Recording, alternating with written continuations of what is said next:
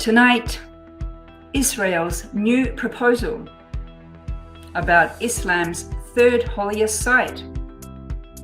Will it wage a religious war?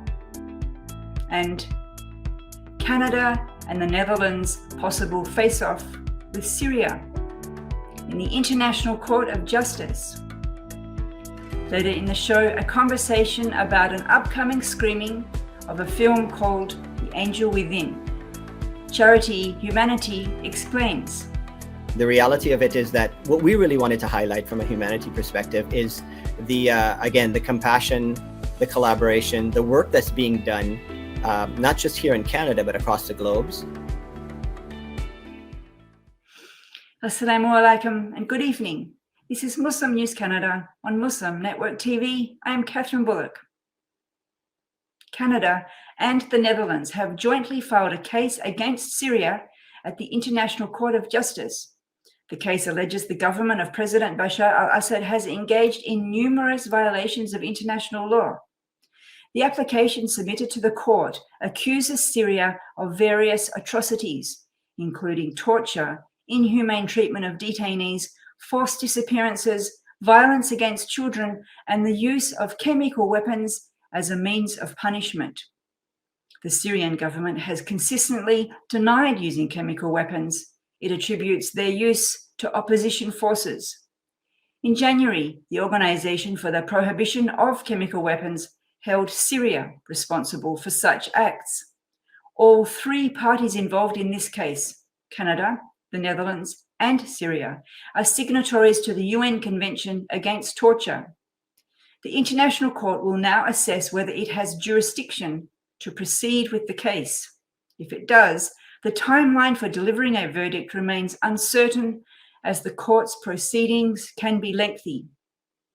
Canada and the Netherlands decided to pursue legal action through the International Court because they have been frustrated by obstruction at the UN Security Council, where Russia holds a veto and has supported the Syrian government. Palestinian Prime Minister Mohammed Shtayyeh says dividing Al-Aqsa mosque compound between Muslims and Jews will cause extreme anger. Shtayyeh's remarks come after Israeli politician Amit Halavi has unveiled his plan to divide between Jews and Muslims the Al-Aqsa mosque compound, known to Jews as the Temple Mount. According to the plan, Muslims will be given the southern section of Al-Aqsa Mosque. The Jews, on the other hand, will have the central and northern parts of the compound, including the Dome of the Rock. The plan also calls to end Jordanian control of the holy sites. Palestine, Jordan, and Egypt have also slammed the plan. Shtayyeh says the results of such a move cannot be expected.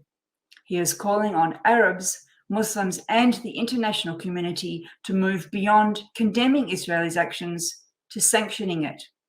This is to prevent any changes at Al-Aqsa Mosque and stop violations of Christian and Muslim sacred sites. Shtayyeh warns that the plan is a provocation that can lead to a religious war. A Quebec Superior Court judge has denied a request for an emergency injunction to stop the ban on prayer in Quebec's classrooms. The request was that prayer be allowed in schools until a lawsuit is tried. The National Council of Canadian Muslims and the Canadian Civil Liberties Association filed the lawsuit for a 16-year-old Montreal student who can no longer pray on school property. The groups argue the ban causes irreparable harm to Muslim students and robs them of their religious freedom. In response, the National Council of Canadian Muslims says it is reviewing the judge's decision and will take steps accordingly. Please stay tuned. We will be right back.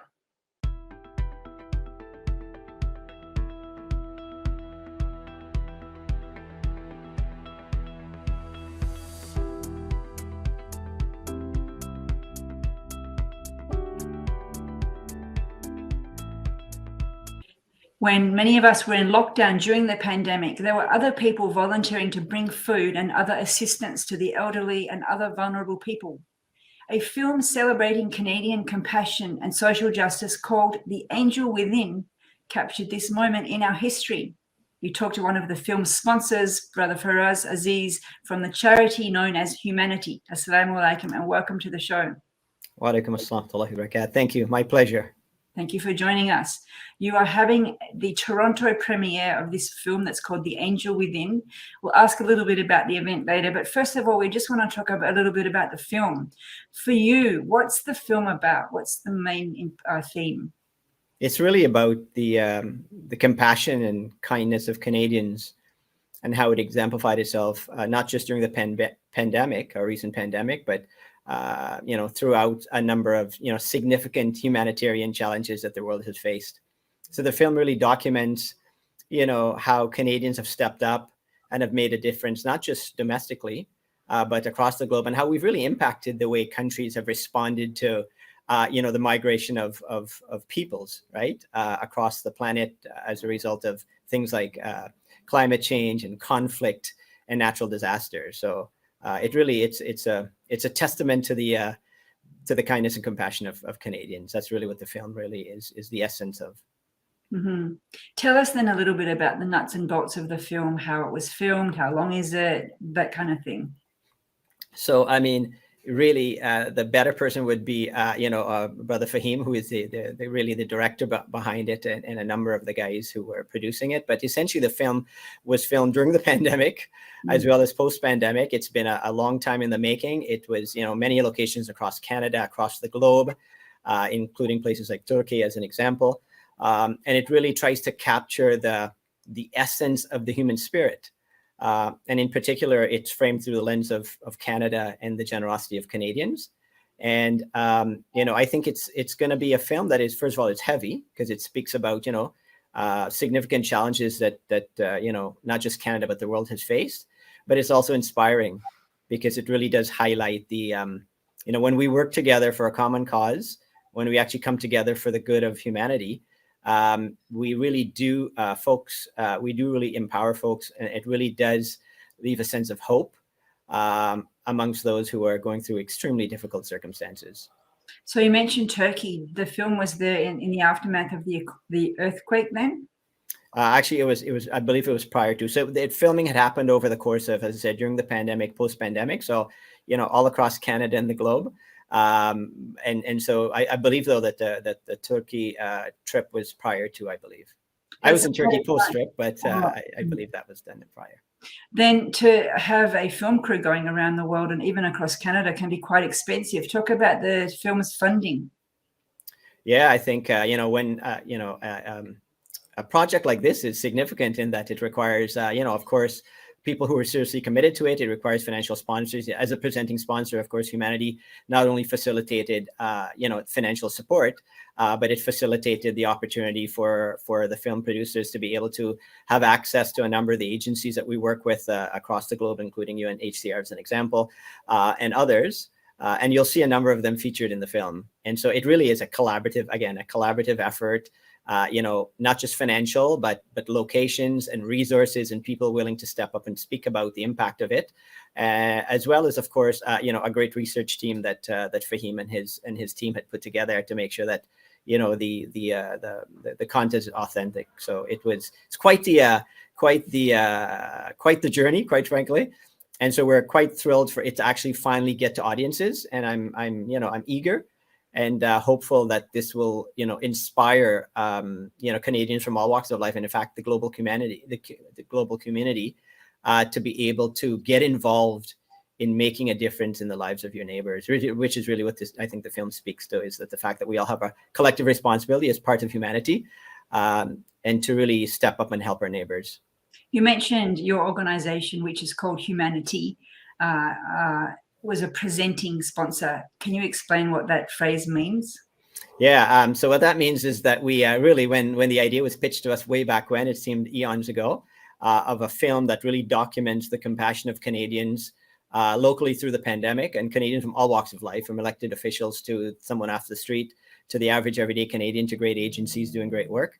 And it's something that really, given, the core values of humanity are about compassion, collaboration, service, it really aligned quite well with our vision. And so, we jumped on the film, and we were the lead sponsor. We became the presenting sponsor. We brought other groups to the film. As I said, brought agencies, make sure that, the great work that's being done across the globe, as much as we can get it into the film, that we facilitated that. So really, it was really an opportunity for Team Humanity to facilitate as much as we could the narrative of the film, which is about, working together with that really unique, I would say, truly Canadian quality of kindness and compassion and care for our neighbors, that we can really make a difference. And, we have so many examples of that is in the film. And like I said, I'm hopeful that, Canadians from all walks of life, and the world for that matter, will embrace it. I've been involved in a number of different organizations and fundraising over the years, and we often find that something a little bit abstract or even arts-based, like a film, doesn't attract as much fundraising donations as something more tangible, like putting a food hamper or clothing or something like that. So I'm wondering if you can speak to why an organization that's focused on, alleviating the sufferings of others would want to put dollars towards something as artsy as a film. That's a great question. The reality of it is that, people are diverse. Their interests are diverse, right? The reality of it is that what we really wanted to highlight from a humanity perspective is the compassion, the collaboration, the work that's being done, not just here in Canada, but across the globes, not just by Canadians, but by people from all walks of life, to improve the lives of some of the world's most vulnerable. And, when the idea was pitched to us that this film, we believe, is a platform. So as an example, the idea would be to take it to different places, not just in Toronto, but take it across the country. And in fact, take it across the globe. It is a documentary. So to be able to have it be part of a number of the documentary festivals across the globe, we would like this to be something that really, again, inspires action. Because Humanity, the organization that I lead, is all about, enabling global giving to drive social impact. And so this is just yet another platform, right? And so whereas we have traditional platforms of simply, investing in direct projects and so on and so forth, this we think is a great vehicle and platform to be able to attract a global audience, and to really empower them and enable them, inspire them to give, right? To give in the cause, in causes that matter to them, and to organizations like Humanity that's doing great work across the globe. So, when we think of how we market the kinds of work that Humanity does, we just thought that this is a platform that isn't often used, as you alluded to, Sis Kathy. But I think that it's a great platform. And Humanity is involved in a number of things related to film and the arts. Because at the end of the day, we want to inspire. We want to engage, we want to inform. And at the end of the day, people are going to the movies, people are shopping, they're going at different platforms. Sorry to interrupt, we're almost out of time. You mentioned that this is going to be the Toronto premiere coming up this weekend. So if someone wanted to view it, how would they find out the location and get tickets? Yeah, so I think actually, because this is a premiere, I think we're pretty much sold out as I understand it. But definitely there'll be opportunities. I mean, we've already got interest in bringing it to places like Ottawa and Montreal and Vancouver. And so I would say just keep an eye out on us. Humanity will keep folks involved in where we're going. But this is our launch. We're excited to see how the reaction that we get from a Toronto crowd. But I wanted to ask you about audience reactions, but obviously I can't because you haven't screened it. But can you tell us, there must have been pre-screenings with a small team. Tell us about some reactions of the people who've seen the film. So, I saw with my team, and I have to be honest, I had just returned back a few months ago. I just returned back from a trip to Pakistan and to Turkey. And it was very heavy for me. It was actually, I certainly felt triggered. It's a heavy film. But at the end of the day, I think everybody felt that, this is something that needs to be seen. And really what the film is, at the end of the day, the film is about inspiring action. It's a call to action. It's say that, listen, we're all part of the human family and we all have to do our part. And Canadians have done a great job. We're considered very philanthropic. When I speak to people all across the globe and they know we're from Canada, we're a very proud Canadian entity. That's a great, hopeful, inspiring phrase to end on. We're out of time. Thanks for joining us, and we wish you well with the film and its travels. Thank you so very much. Appreciate it. Thank you for watching. Please share, like, and subscribe. And Sound Vision, that produces our news, is a not-for-profit organization as well. We need donations too, so that we can continue to amplify the voices of Muslims in Canada and abroad. Please go to our website, muslimnetwork.tv, to make a donation.